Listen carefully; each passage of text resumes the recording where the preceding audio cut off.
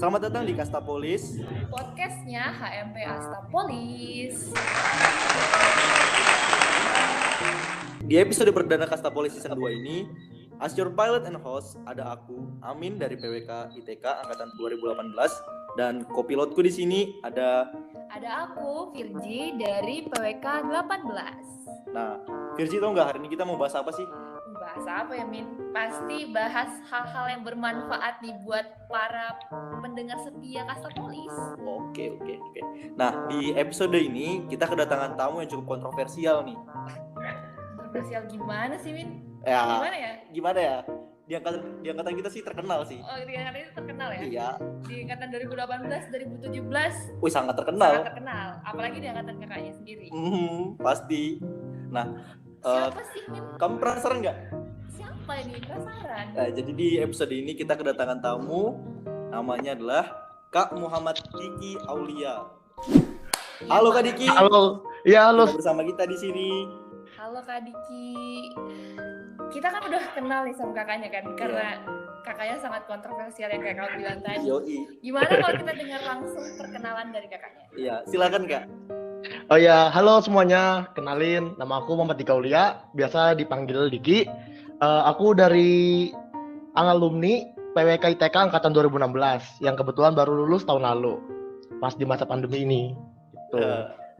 Jadi teman-teman, ini Kak Diki. Gimana kabarnya Kak Diki sekarang? Gimana kabarnya Kak? Alhamdulillah baik, sehat. Syukurlah kalau gitu sehat. Kita juga sehat ya, Min. Iya, alhamdulillah. Mudah-mudahan semua juga sehat-sehat selalu. Lagi sibuk apa nih Kak Diki di masa pandemi ini nih? Kalau sekarang sih ya cuman sibuk kerja paling sama main game doang. Cuman 2 doang kegiatannya ya yang rutin. Masih bisa nge-game ternyata guys. Masih bisa nge-game sekarang ya. Bisa. Bisa buat hiburan dong. Bener banget. Oh ya, Betul. sebelumnya aku mau ngasih latar belakang nih. Mungkin yang pendengar pada bertanya, kok Kak Diki gitu kan yang menjadi narasumber kita pada hari ini. Aku jelasin nih, Min ya. Jadi dari teman-teman Kabinet Compact di Astapolis ini, kemarin udah diskusi ini, kira-kira kakak-kakak siapa aja yang asik banget dan bisa diajak ngobrol bareng sama kita sesuai sama tema kita, yaitu peluang kerja di masa pandemi. Dan seperti yang kamu bilang tadi, kakak yang cukup aktif nih di masa kejayaannya di ITK. Bener. Jadi kita akhirnya, gimana kalau satu nama ini keluar dan akhirnya kita PC Kak Diki dan waktunya udah sesuai juga. Dan akhirnya deh, lahirlah Kastapolis episode kali ini. Ya, episode perdana lagi. Sengaja emang Kak ditaruh pertama ini, meskipun kita peres ngomongnya. Ya, terlalu jujur dong. Oh ya, sebelumnya Kak, di podcast kali ini tuh kita bahasnya santai-santai aja, pertanyaan-pertanyaan seputar after college. After college. Wow. Seru juga pakai bahasa Inggris ya. Iya. Boleh. Bisa mungkin Min melemparkan satu topik pertama yang kita bahas. Gini sih Kak. Jadi apa aja sih Kak sebenarnya problem yang didapat nih setelah kita dapat gelar sarjana? Apa nih Kak yang mesti kita lakukan nih habis kita lulus nih Kak? Problematika gitu ya? Iya, problemnya itu apa aja yang muncul gitu nah? Berat ya pertanyaan pertama ya. Jelas. Aku membalas dendam. Jadi mikir. Ya, problematika dapat gelar ya. Iya, benar. Jadi pertama ya dapat gelar kan, pertama tuh bingung tuh. Kayak, aku udah punya gelar nih, terus mau ngapain sekarang kan? Benar. Satunya ya kerja jelas dong. Iya. Ya. Nah tapi di masa pandemi ini cari kerja lumayan menantang banget ya. Terus juga pressure dari sekeliling, kayak ngelihat yang ini udah itu gitu. Walaupun itu sebenarnya nggak bagus ya, tapi sadar nggak sadar sih menurut aku, kayak yang kita ngeliat, ini hebat, dia hebat gitu. Jadi kayak motivasi dan problematika buat menekan diri sendiri juga. I see. Dan yang bikin pusingnya lagi tuh pas pandemi ini kita tahu kan ya di berita dan segala macam tuh banyak orang kena PHK, perusahaan tutup dan lain-lain. Jadi saingan kita yang harusnya tantangan. Jadi saingan kita yang sama fresh grade ini gak cuma fresh grade, jadi orang-orang berpengalaman yang kena PHK ini jadi saingan kita juga. Jadi waduh, makin banyak lawan-lawan buat cari kerja nih, apalagi kita nggak punya pengalaman gitu kan ya. Benar. Apalagi fresh graduate dan banyak yang di PHK, itu bener sih problematika kita. Fresh graduate belum ada pengalaman, pandemi datang, lawannya orang-orang yang sudah senior. Itu gimana sih Kak, kakak waktu menyikapi hal ini Kak? Apa yang kakak persiapkan nih? Armor apa aja yang kakak persiapkan?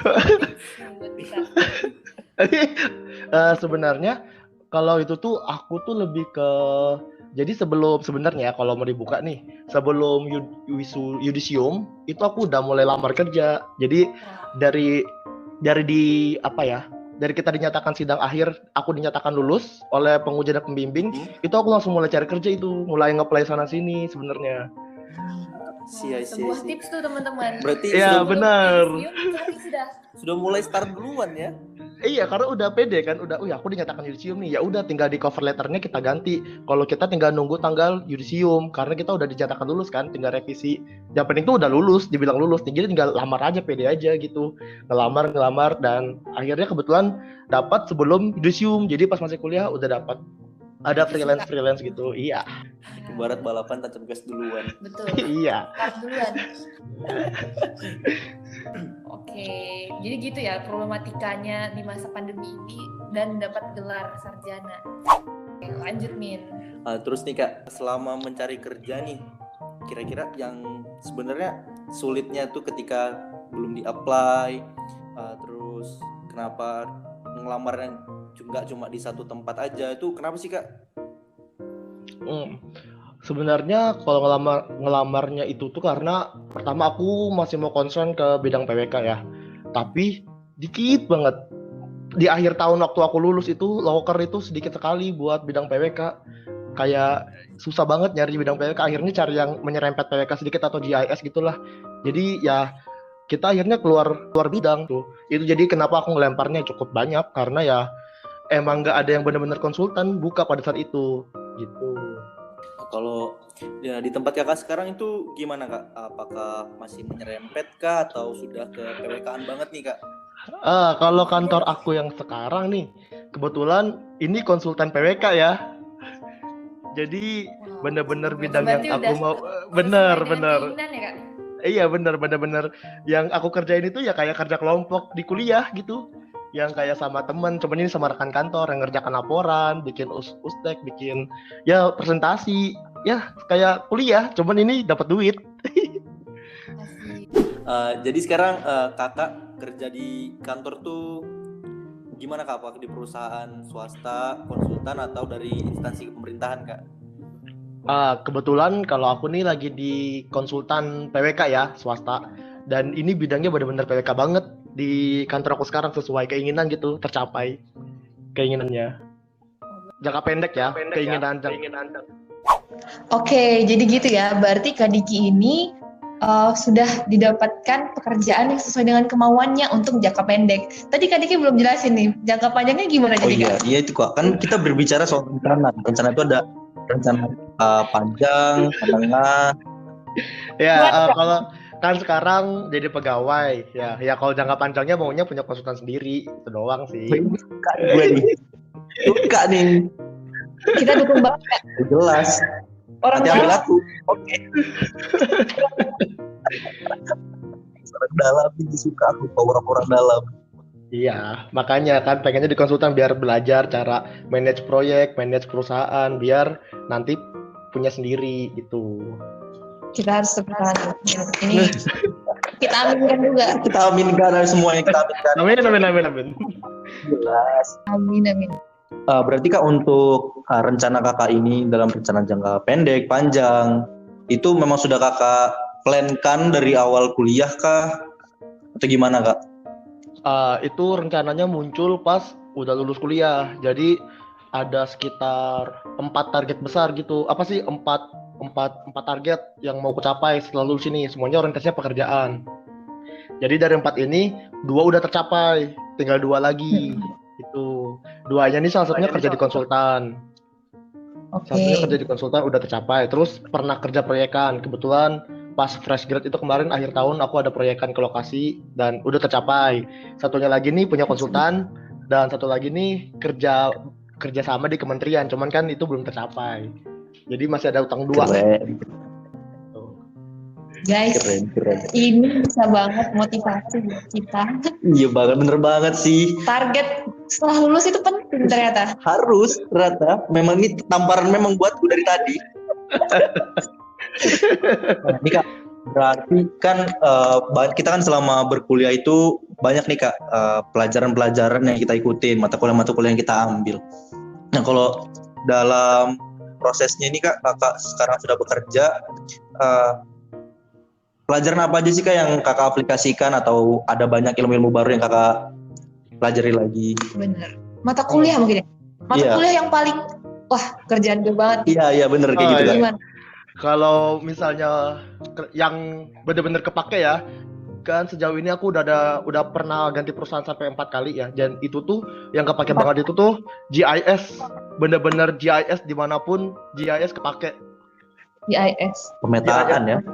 Ya bener-bener, entah itu sepenuhnya kamu mapping pakai ArcGIS atau enggak pakai Google Earth, itu juga tetap pokoknya di bidang geospasial itu bener-bener kepake banget. Soalnya orang nyari dan butuh gitu. Selain GIS apa lagi Kak? Apa ya? Itu yang aku pakai dari kuliah ya. Yang ilmu baru ini yang benar-benar aku dapat dari nol ini ya. Pas waktu itu aku kerja di konsultan konstruksi, konsultannya sipil. Di situ aku kan kita belajar tuh AutoCAD cuman sekali ya dalam 4 tahun itu. Iya, cuman sekali kan ya dalam 4 tahun itu. Dan di situ aku kerja harus ngegambar bangunan yang aku nggak tahu gambarnya itu kayak apa. Jadi bener-bener belajar banget gitu. Iya, belajar dari AutoCAD, bener-bener yang dari gambar garis saja nggak ngerti cara narik garis 3 dimensi itu gimana, X, Y, Z-nya itu gimana. Itu bener-bener, itu yang bener-bener ilmu baru yang aku dapat, dan kebetulan udah jadi sedikit skill lah buat aku. Berarti ilmu tadi sama kalau ilmu dari luar ilmu sipil ya, pakai AutoCAD ya. Iya, yang baru itu sih. Lanjut ke topik kita selanjutnya. Kalau ini nih, kan tadi mata kuliah apa yang relate banget di pekerjaan. Kalau sekarang nih Kak, pertanyaannya, kalau KP sendiri, kuliah praktik sendiri ini udah menggambarkan dunia kerja sebenarnya nggak sih? Nah, sebenarnya KP itu kan kita milih ya, mau di konsultan atau di dinas, itu kan pribadi ya. Dan kebetulan aku kemarin KP itu di konsultan. Iya, jadi menurut aku itu benar-benar relate ya, yang dari kita ke lokasi, ngerjakan laporan, dan apa yang aku lakukan sekarang itu relate. Apalagi tempat aku KP kemarin, itu tuh tempat aku ngerjakan, pas aku lulus aku dipanggil untuk proyekan di lokasi selama 1,5 bulan, itu dari tempat KP aku. Dan itu benar-benar kayak KP lagi, cuman dapat duit gitu, benar-benar relate sih menurut aku. Menurut kakak, sebenarnya apa sih yang core of the core, inti dari inti yang dibutuhkan seorang sarjana dalam dunia nyata atau pekerjaan, apalagi di masa pandemi kayak gini sekarang? Itu tuh lebih, kalau menurut aku sih poinnya tuh di berani ya, berani nyoba, berani pindah bidang, berani pegang teguh sama pendirian. Pokoknya apa yang bisa kalian jadikan keberanian, jadiin keberanian aja menurut aku ya. Tapi aku nggak cocok banget ngomong gini. Bener aku ya itu, jadi kayak tapi nanti aku gini nggak apa-apa, daftar aja gitu, nggak apa-apa daftar aja. Karena di balik aku yang di konsultan sekarang ini sebenarnya aku nge-play juga belok-belok bidang, cuman yang masih relate sama ilmu PWK gitu. Tapi ya intinya berani aja daftar, berani, pokoknya diminta pengalaman 2 tahun 3 tahun, daftar aja nggak apa-apa, kita fresh grade, yang penting coba dulu aja gitu, berani aja. Asik, coba dulu aja. Iya. Oke. Nah, jadi Kak, setelah apa yang sudah kakak alami, kakak lewati, gimana sekarang pandangan kakak melihat dunia kerja yang sebenar-benarnya? Lalu bagaimana untuk prospek lulusan PWK ini nanti? Apakah luas atau gimana Kak? Kalau dari aku ya, tentang pandangan dunia kerja itu mungkin kalau kalian ada main Twitter atau baca-baca tentang pasca kampus, itu kalian pasti tahu ada yang perhatikan kantor itu dari lingkungan toksik segala macam tuh bener-bener ada ternyata ya. Karena aku pernah terjebak di kantor yang bener-bener toksik, yang kamu tuh bikin kamu nggak betah, pengen resign mulu bawaannya tiap hari. Itu ada ternyata kayak real. aku kejadian kemarin kebetulan kayak aku tuh cerita ke teman-teman aku, cuman aku belum dapat penggantinya kalau aku resign gitu.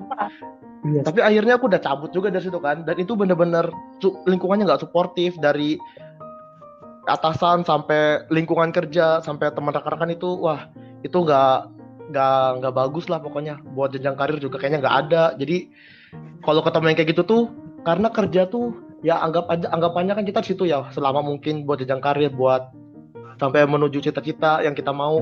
Kalau kita tiap hari aja stres, gimana? Kapan senengnya coba? Kita harus bahagia juga, masa Iya betul. Masa masuk pagi pulang sore murung aja hari-hari. Gak enak kayak gitu. Dan tadi untuk di dunia kerja tuh kalau milih lingkungan bagus, kebetulan di kantor aku nih bukti kalau lingkungan yang bagus itu juga ada. Jadi yang sifatnya kekeluargaan, makanya aku bilang tadi kayak kerja kelompok kan, itu benar-benar kayak kerja kelompok, kayak kamu ketemu sama teman, ngobrol, kerjain kelompok, itu beda banget suasananya. Dan ini yang bikin kamu tuh bakal seneng buat kerja gitu, nggak kerasa tahu-tahu udah berapa bulan aku di kantor sini. Kalau kemarin tuh 2 bulan udah kayak wah lama banget, tiap hari soalnya pengen resign bawaannya gitu. Banyak sekali cobaannya kan. Iya, kaget juga. Kalau gitu nih Kak, dari Kakak nih, ada nggak sih Kak pesan buat teman-teman yang sekarang masih berjuang di bangku perkuliahan, terkhusus nih pejuang TA pada masa pandemi, dan juga mungkin untuk adik-adiknya juga nih yang belum lulus nih kayak saya, Kirji. iya. Buat teman-teman yang masih TA ya, kan mumpung masih pandemi nih, sebenarnya pandemi ini kalau menurut aku itu tuh malah walaupun banyak sisi negatifnya, tapi untuk TA cukup banyak kok sisi positifnya. Jadi manfaatkan pandemi sebagus mungkin. Jadi kayak jumlah sampel yang harusnya 400 gara-gara pandemi dikurangin jadi 100, itu kan motong banget buat survei. Terus juga ngumpul data yang harusnya datang tapi bisa online segala macam. Jadi positifnya pandemi itu dipakai aja, karena pandemi nggak datang 2 kali, insya Allah. Dan mumpung sekarang pandemi ini bener-bener kesempatan emas menurut aku. Jadi sidang online tuh pressure-nya beda banget sama sidang langsung juga. Pokoknya lebih enak sejauh ini pandemi, dimanfaatin aja enak-enaknya itu. Walaupun banyak keluhannya, tapi dinikmatin aja dulu mumpung pandemi, guys. Itulah yang dinamakan ada kesempatan di balik kesempitan. Pesannya untuk para pejuang TA sekarang, semangat kan kayak harus berani ngambil kesempatan, ngambil change yang ada. Jangan disia-siain itu kan Kak. Betul. Kamu aja ngasih motivasi kok gitu, Min. Itu sih, Kak. Kemarin berarti ngerasain nggak ngerjain TA sambil online? Iya, kebetulan kemarin offline ya, sidang langsung. Tapi setelah semprot tuh online. Jadi sisi positifnya ya, yang aku bilang tadi, sampel aku yang harusnya 400 berkurang jadi 100. Terus juga sidangnya online, laporan juga nggak harus di print. Jadi Itu. cukup. Bayangin kalau kita harus nge-print belum lagi ngejilid, itu kan bisa motong waktu ya. Bener banget juga. Nah, tapi Apalagi kita ngumpul cuman PDF, wah itu beda banget rasanya. uang tidak keluar banyak. Iya, uang, waktu dikumpul hari itu ya kita bisa nyelesaikan hari itu. Kalau misalnya di print nggak bisa hari itu, kita harus malam paling nggak sambil ngeprint. Gitu. Oke deh, Min. Jadi itu tadi ya, semangat dan tips-tips dari Kak Diki untuk para pejuang TA kali ini. Iya. Kita ada pertanyaan dari Instagram. Jadi sebelum kita upload podcast ini, guys, kita upload di IG HMPS Polis question and answer, question box. Jadi di situ ada fotonya Kak Diki, fotomu, dan foto co-hostnya. Jadi dengan tema diharapkan mahasiswa ini bisa nyalurkan pertanyaan-pertanyaan yang pengen ditanyain ke Kak Diki nih. Ada 3 pertanyaan yang kita tampung dari banyaknya pertanyaan yang masuk. Oh, ini ada pertanyaan pertama nih Kak untuk Kak Diki dari akun Agung_Wibawa 8. Menurut kemampuan apa yang perlu dimiliki atau yang perlu dilakukan seorang mahasiswa PWK untuk dapat berhasil di kehidupan pasca kuliah, terutama pada saat mencari kerja? Kemampuan apa nih Kak? Penting. Kalau untuk bidang hard skill ya, kalau untuk hard skill kayak ilmu perkuliahan, jelas yang tadi aku bilang itu paling nggak walaupun kamu cewek ataupun cowok bisa lah pakai ARGIS karena itu dipakai banget walaupun cuma dasar tapi dasarnya sedasar-dasarnya kita tuh orang nggak tahu gitu loh. Itu ilmu yang kebetulan nggak semua prodi itu dapat ilmu JIS, itu ilmu langka gitu. Dan untuk kemampuan yang di luar hard skill kayak soft skill tuh negosiasi ya, public speaking sebenarnya nggak pinter-pinter banget juga sih aku ngomong di public speaking, cuman paling nggak berani ngomong itu depan orang, berani ketemu orang, negosiasi sih yang soalnya kan nanti negosiasi gaji ya itu penting tuh. Itu dia. Saya suka juga berbau-bau uang. Negosiasi gaji itu penting tuh.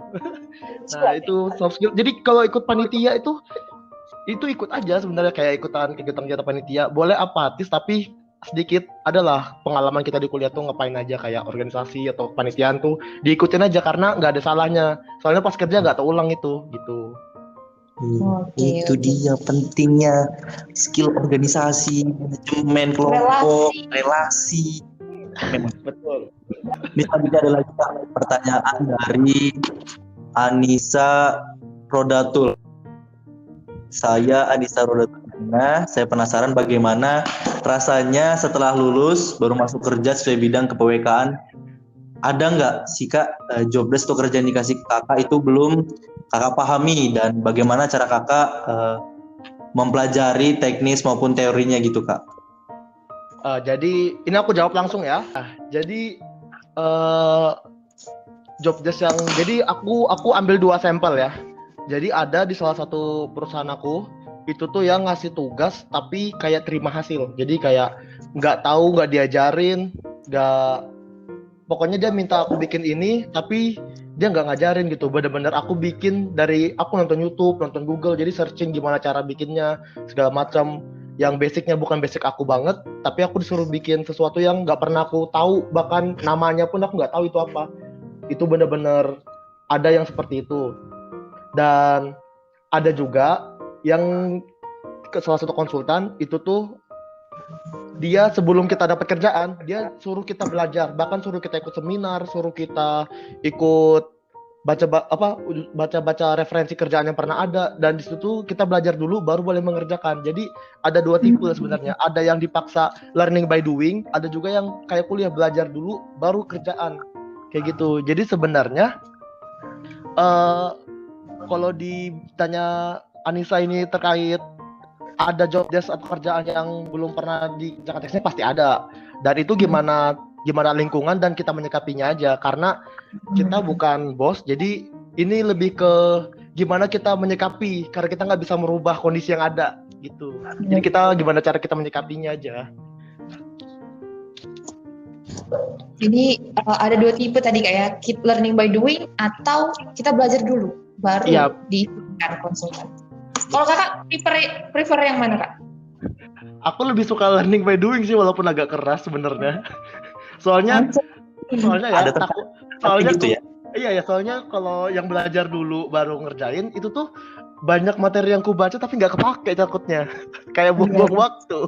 Kalau menurut aku ya ini jangan diikutin. Cuman ada tipikal yang begitu. Cuman aku kebetulan yang pas baca, pas ngerjain lah nggak semua kepake. Jadi kan sayang gitu. Aku capek. Aku juga malas baca orangnya. Dapat gituan. Jadi ya bening learning by doing. Jadi sambil nonton YouTube sambil ngerjakan. Gitu menurut aku. Lanjut ke pertanyaan selanjutnya, pertanyaan terakhir yang kita pilih. Ini dari akun Ubed Iswat. Keahlian apa yang Kakak rasa berguna dan paling dicari dari perusahaan yang keahlian ini dapat pada saat kuliah? Coba Kak. Oke, buat jawaban dari Ubed Iswat, dengerin aja podcastnya dari awal sampai akhir, nanti kamu tahu kesimpulannya kok. Ya, betul. Itu kan jawabannya. Tipikal tadi closing soalnya. Iya, jadi dia harus menyimak sendiri. Sambil dengar sambil menyimak, ya kan? Dari awal saya paling pertama kayaknya dibahas itu. Iya, benar. Jadi daripada kita jawab lagi, mending Ubed Iswat menyerna aja sendiri, ya. Oke. Kalau aku nyimak tadi sih harusnya sudah dapat nih apa jawabannya. Terus saja ya. Oke, itu tadi pertanyaan ketiga, berarti pertanyaan dari Instagram sudah habis nih. begitu sayang sekali waktu juga maksimal untuk podcast kita kali ini sekitar 30 menit ya. Jadi karena udah mau hampir 30 menit nih, kita serahkan ke narasumber kita. Mungkin mau menyampaikan untuk semua mahasiswa PWK salam atau mungkin semangat untuk kita nih. Silakan Kak. Iya, buat rekan-rekan PWK ITK, ini general ya, PWK ITK untuk semuanya. Kita kan baru di Kalimantan Timur. Jadi ayo kita sama-sama bangun dinasti buat di bidang PWK. Kita pegang kedinasan, konsultan, segala macam bidang. Kita PWK tetap keluarga sampai lulus. Jadi kalau bisa kita jadikan itu dinasti buat kita gitu. Amin. Ini kalau kata Meme di Upin Ipin, Apa? saya suka. Saya suka. Aku nyambung kali ini Min ya. Aku nyambung. Oke. Mungkin bisa kita ceritain aja kali ya. Bisa Min, mungkin lain kali kalau ada yang mau ditanyain bisa langsung hubungi kemana nih Kak kalau mau nanyain tentang Kak Diki selanjutnya. Gak mungkin ya aku kasih nomor aku, jadi Instagram aja ya, Diki_Aulia. Bisa langsung di follow teman-teman. Benar. Ya, Follow nanti- Instagram Kak Diki untuk Nanti untuk menanyakan lebih Instagramnya lanjut. Kak Diki bakal ada ditaruh di caption. Oke, di caption Instagram pasti. Nanti di tag juga di postingan. Oh jelas itu pasti. Ya boleh. Oke, kalau gitu Thank you terima banget. kasih Kak Diki untuk ilmunya, untuk sharing-sharingnya pada episode kali ini. Dan semoga buat pendengar-pendengar setia Kastapolis tadi yang disampaikan bisa bermanfaat dan jadi motivasi tentunya, khususnya mahasiswa PWK. Oke deh, kalau gitu tadi udah ada kata-kata penutup dari Kak Diki, kita juga mau ngasih kata penutup nggak? Kamu ada nggak? Kalau aku mau ngasih pantun nanti garing, jadi kamu ada.